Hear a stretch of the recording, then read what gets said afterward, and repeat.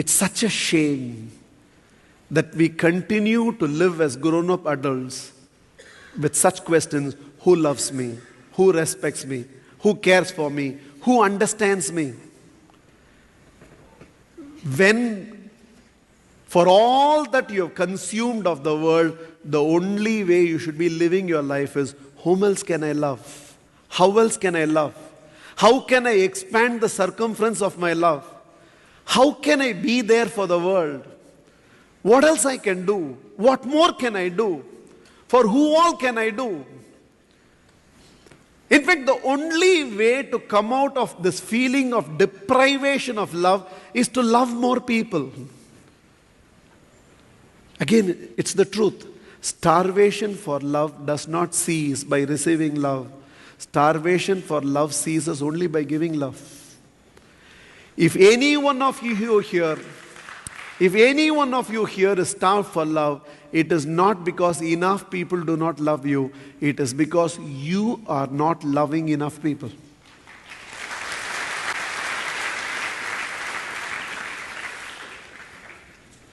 In fact, my favorite story. Doesn't matter how many times I say, it transforms something within me. Samuel, a very devoted Christian,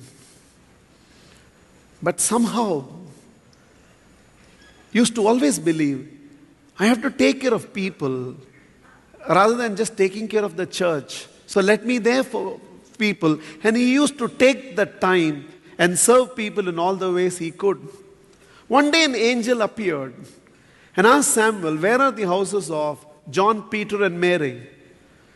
And Samuel said, this is where John lives, that is where Peter lives, this is where Mary lives. But why are you asking? And the angel said, now I brought the list of people who love God, and I brought gifts for them. Samuel said, then my name must be there. Check. The angel checked and said, your name is not there. And she disappeared. For some time in the night, Samuel did not sleep. He was twisting and turning. Next sunrise, the good human being that he is, he just went back to be of use to the world. He was still serving people, and the angel appeared again. Samuel was a little indifferent towards the angel. What, every day you will come and ask for some address. I'll tell you the address. Then you will say, my name is not there. I'm your GPS system or what? So he just continued to do what he was doing. And it seems the angel told Samuel, Samuel, yesterday I brought a book which had the list of all the people who love God. Yes, your name was not there. But Samuel, today I brought a list of people whom God loves, and your name tops the list.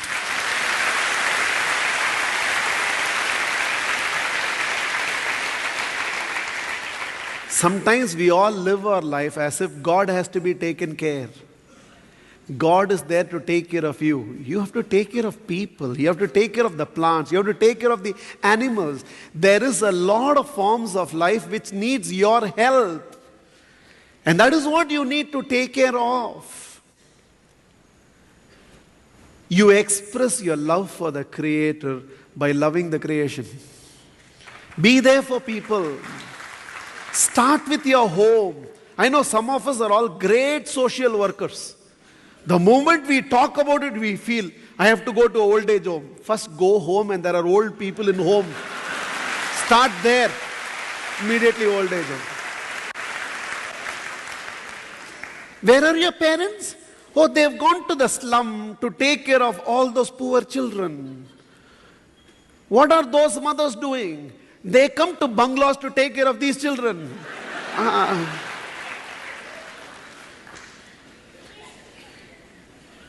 While I do say that we have to expand the circumference of our love, the center of love has to begin with your immediate circle.